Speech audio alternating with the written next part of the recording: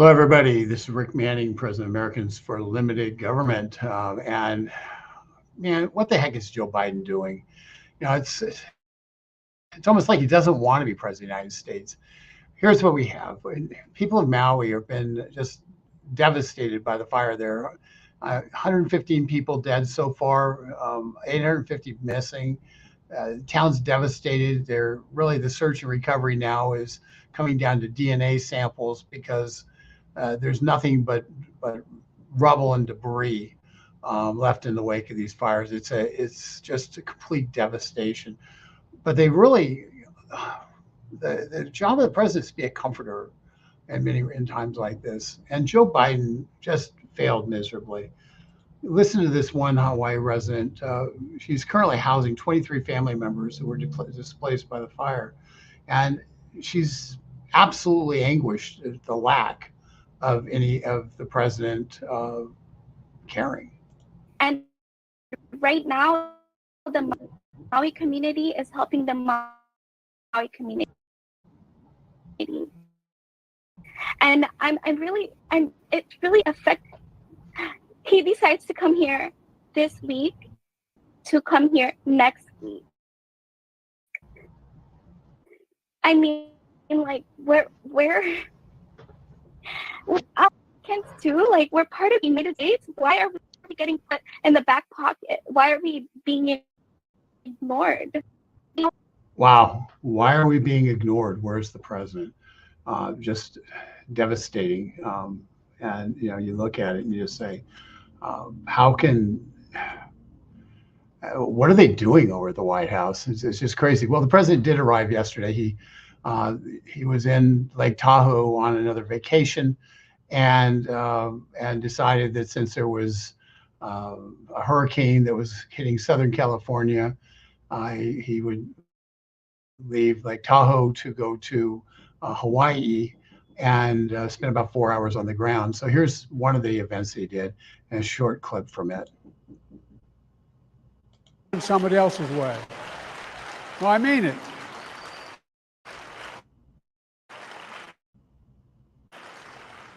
I don't want to compare difficulties, but we have a little sense of what it's like to lose a home. Years ago, now 15 years ago, I was in Washington doing Meet the Press. It was a Sunday.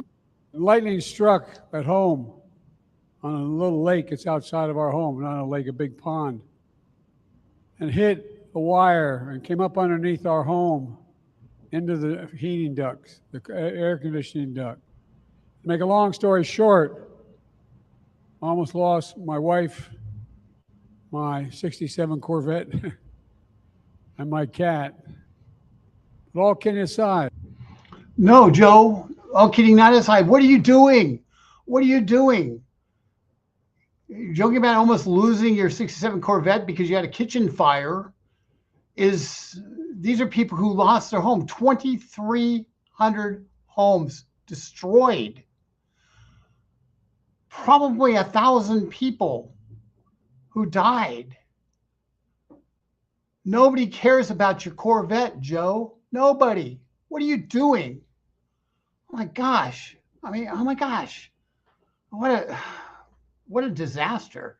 Well, you know, and this is another Maui resident talking about President Biden. I'm not sure if this is before or after he said this, but I think it's. Why aren't you taking care of what you claim to be in charge of, rather than sending out all these funds and whatever else Ukraine? Take care of it first. You know, I don't see their, territory. I think it's a stupid move on his part. Biden, yeah, he's an idiot. Sorry. No, not sorry. Wow. Sorry, no, not sorry. It's you get down to it. Imagine, the problem is that this is unusual for Joe Biden. And we'll show another incident where he basically didn't care. Just another incident where he didn't care about a disaster here on shores. But I want to just show you what an American president should do when tragedy strikes. Thank you all. Get him, George! I want you all to know, we can't go any louder. I want you all to know that America today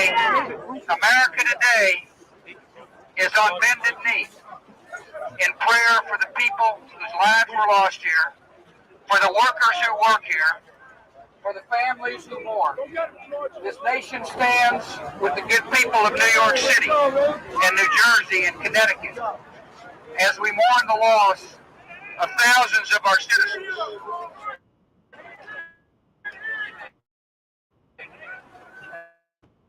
I can hear you.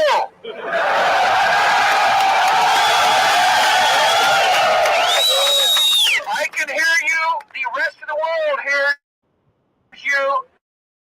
And the people.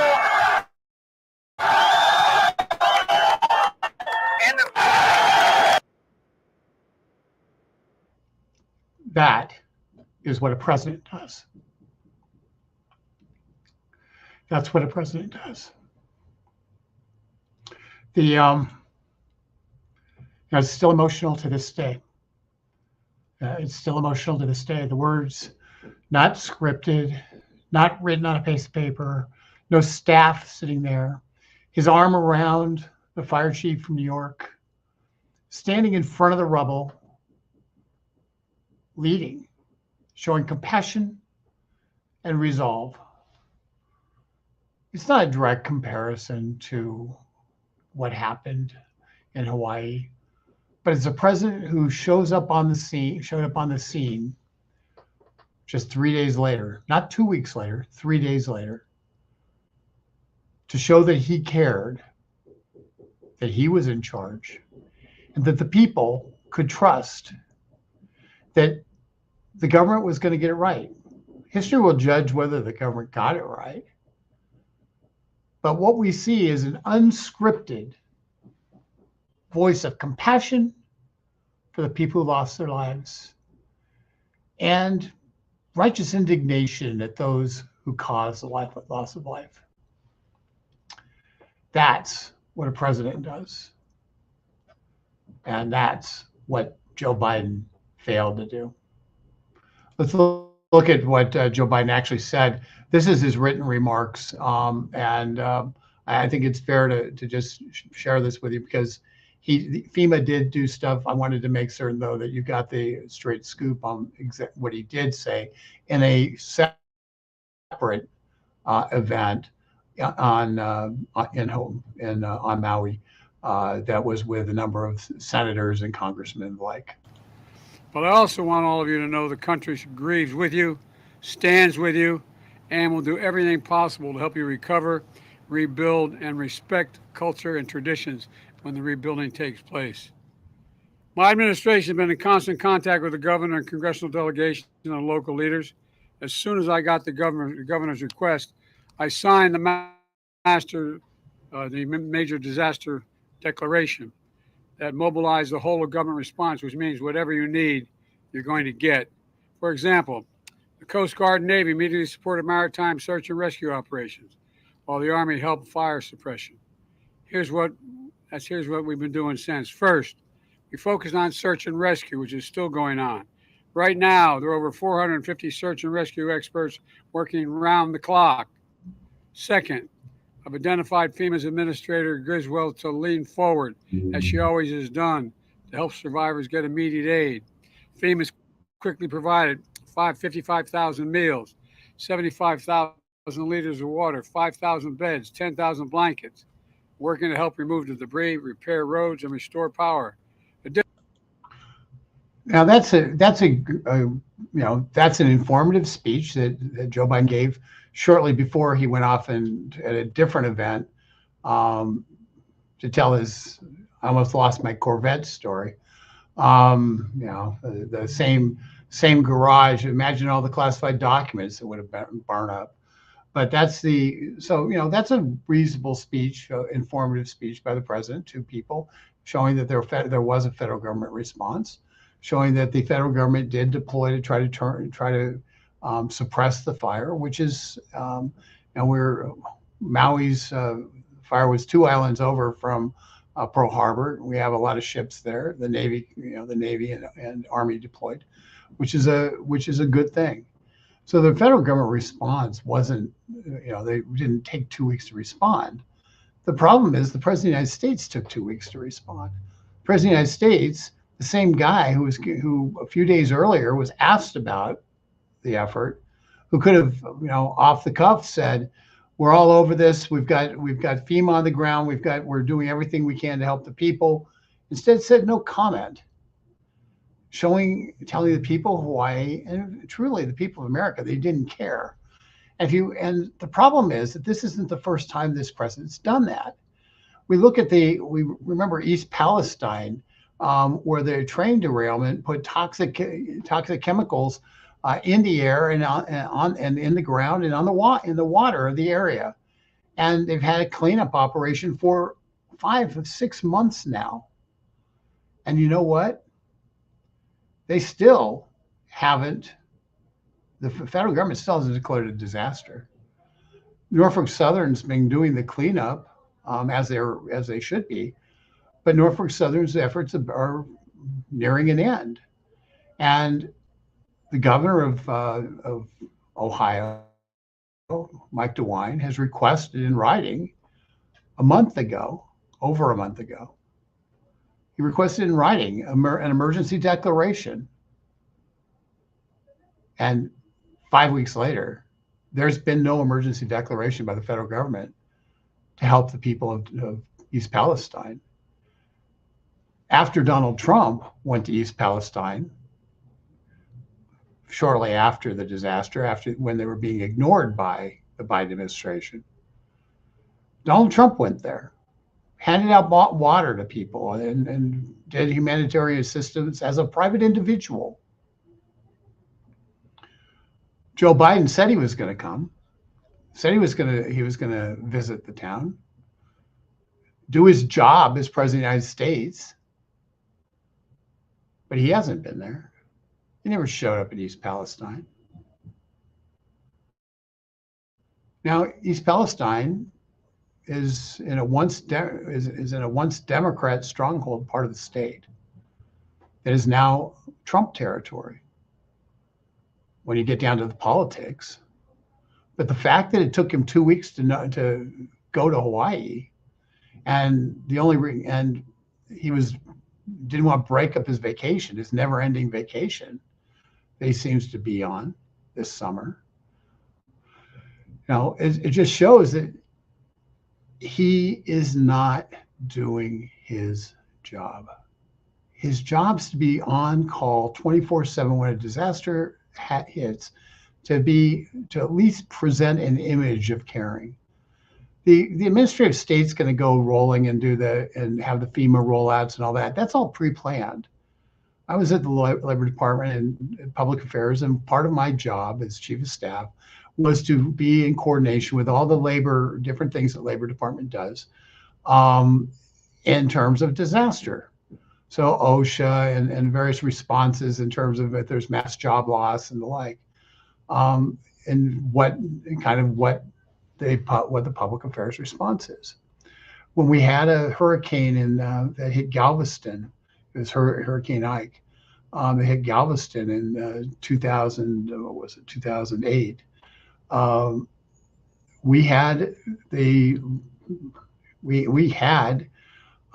as part of the FEMA response, I had one of our public affairs people traveling with the FEMA response, so we were able to provide real-time eyeballs on the ground and be able to actually assist with the delivery of the message in terms of the different things that were being done, full scope of government, to help people, to keep people safe, to warn them about drinking water in an area where the water was polluted because of pipelines and other gas lines being broken, to warn people about the downed wires and the danger of going through a wet area where there's downed wires, the danger of electrocution. A whole variety of different things, people who were out of a job and how they can get emergency assistance in terms of unemployment. So we had a whole series of different things that the Labor Department was involved in, that we put somebody on the ground to actually answer those questions for people in the locality, so they'd know how the system was set up, what was being done to meet their needs. Not 2 weeks from now, right then. And that's what we did. That's kind of the normal way it works. And when we had a Crandall Canyon coal mine disaster, we had a coal mine cave-in, and initially there were 6 miners who were missing, and we had people on the ground nonstop. Mine Safety Health Administration set up camp in Crandall Canyon. I had 2 people in public affairs who were there working with the entirety, every media outlet, that had a satellite dish was there, working with them nonstop in terms of giving them information and trying to make certain the people knew what was going on. We briefed the families every single day, as the law sets out you're supposed to, which is the compassionate thing to do. The government is set up to respond to these things. But the one thing you need, and you really need in terms of disaster like Lahaina and Maui, is a president who comes in and says, this is, I'm with you. A president who shows up on the scene. And Joe Biden was busy no commenting and vacationing and couldn't be bothered. That's not being president. And as far as East Palestine, it's inexcusable. Politics can't go into the decision of whether or not it's important or not to be able to help people who are in need. We had an EPA disaster occur, an environmental disaster occur because of the train derailment. And the Biden administration couldn't have cared less. At least certainly that's the message they sent to the people of East Palestine, and the message they continue to send to the people of East Palestine. I mean, what the heck are they doing?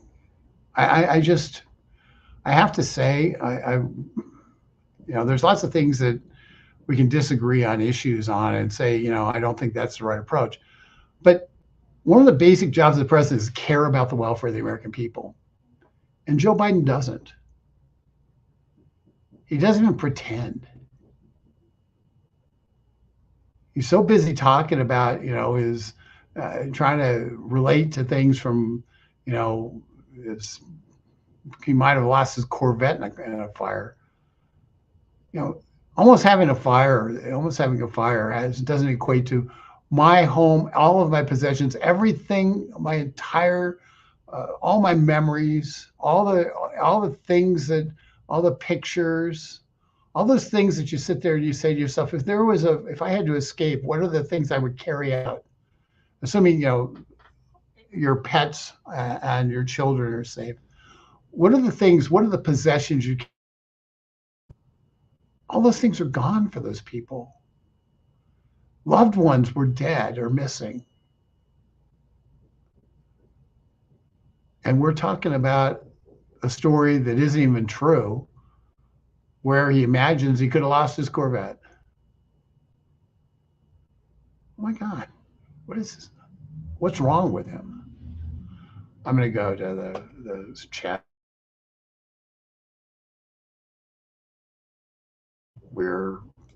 how this has been progressing. Okay, so we're, let's see here.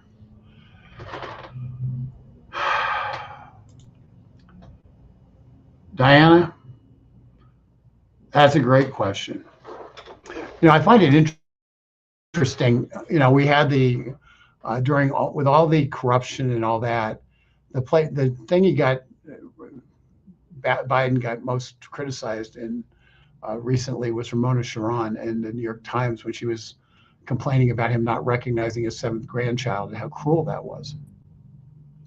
And it's kind of interesting that you can basically run the country into the ground, but but the left wanted to talk about him not talking about it, recognizing his 7th grandchild. Well, but the fact is, it all ties to the same thing. It's all about him, and he's disconnected from caring about anybody else. And he doesn't have the good sense anymore, or at least the people around him don't have the good sense to understand he has to pretend that he does care about people. It's part of his job. It is his job.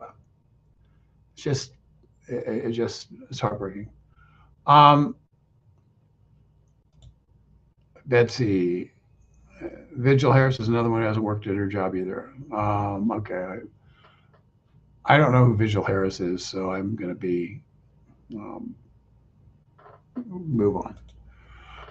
It's been suggested a cruise ship be sent to provide help in Hawaii. Why hasn't this been done? The cruise lines can afford it. Well, the fact is, the cruise lines, there are cruise lines that are in go to Oahu, go to Maui. It's not a matter of the cruise lines affording it. It's a matter of what they would do.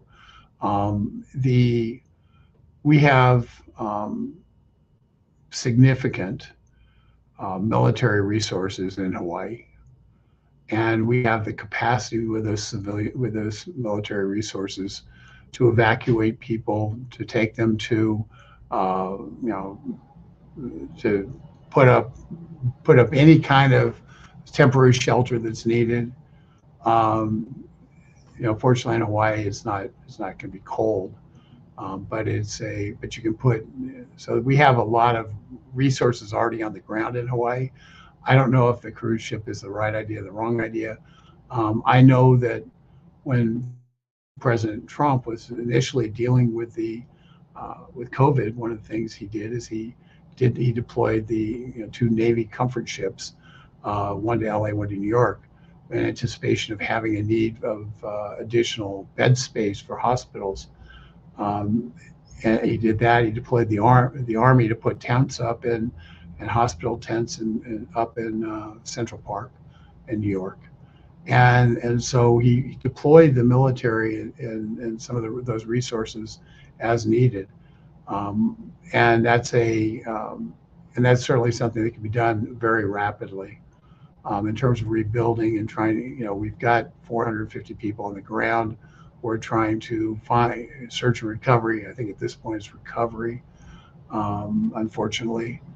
And they're really trying to ramp up the ability to do DNA samples and expediting that, so people find out if they're missing, if the person who's missing, their loved ones are, if there's still hope for those loved ones, taking away that uncertainty. But it's just hard to imagine. Biden fell asleep at the ceremony in Maui. Video is showing it. I saw that. By the way, I love the box turtle. I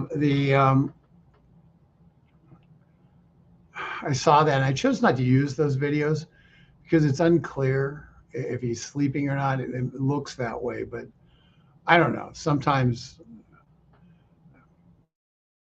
maybe I'm just more compassionate on this, but I think it's sometimes when I'm sitting there in church and I'm focused on what the pastor's saying, but I close my eyes and kind of take all the distractions out, and I try to focus and really hear and try to connect with God in between. That, maybe that's what he's doing. Now, my wife says I'm sleeping, but that's a different story. So,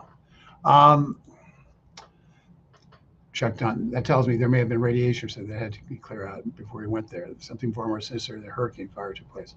Many burned out vehicle pictures, none had the aluminum wheels melted off. I'm going to tell you, I don't buy into any of the theories related to that. I think it's pretty straightforward.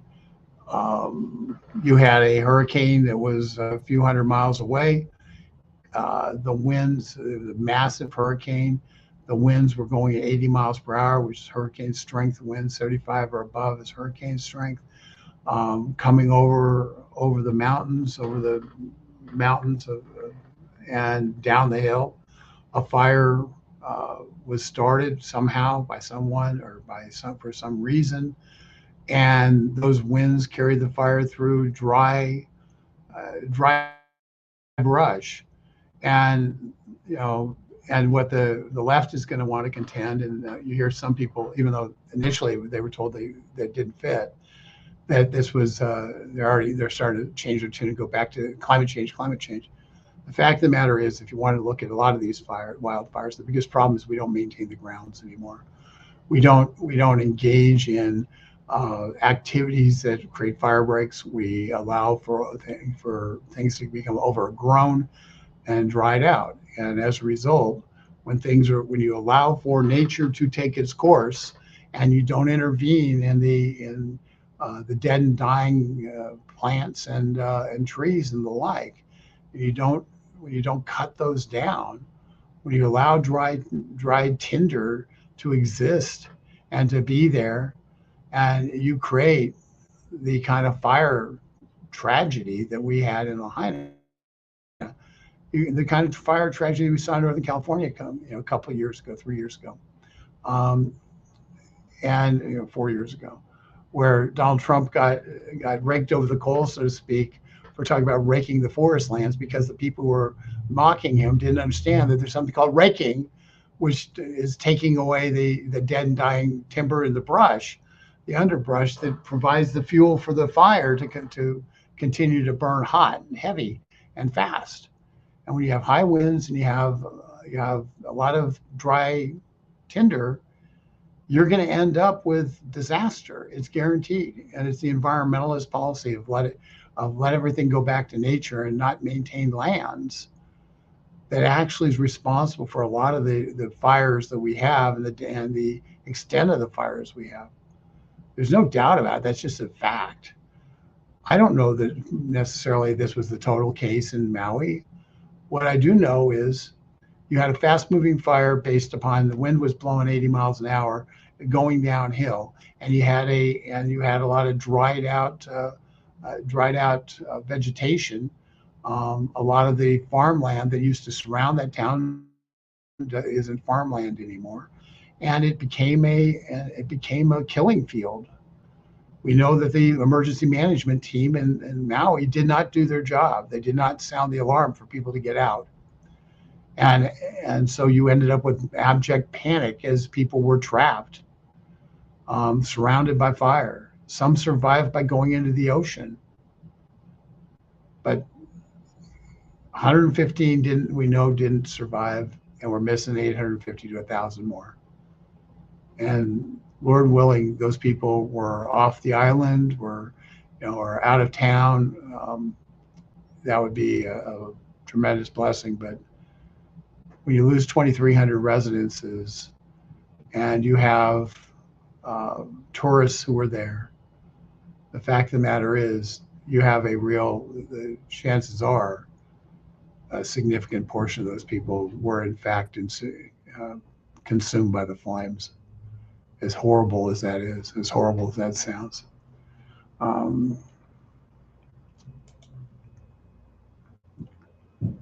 Biden's last trip before leaving VP was to Ukraine, putting the bow on his fortune. Yeah, Anna, you're right. He did. It's somewhat strange to think that at the end of the Obama administration, the Joe Biden sitting there saying, "Hey, I got to go to Ukraine. I got a few things I got to clean up there in the last week." And so he's not afraid to travel. Let's just put that.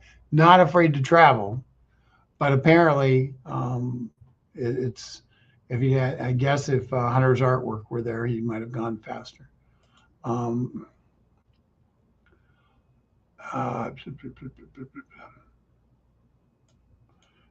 Personal experience.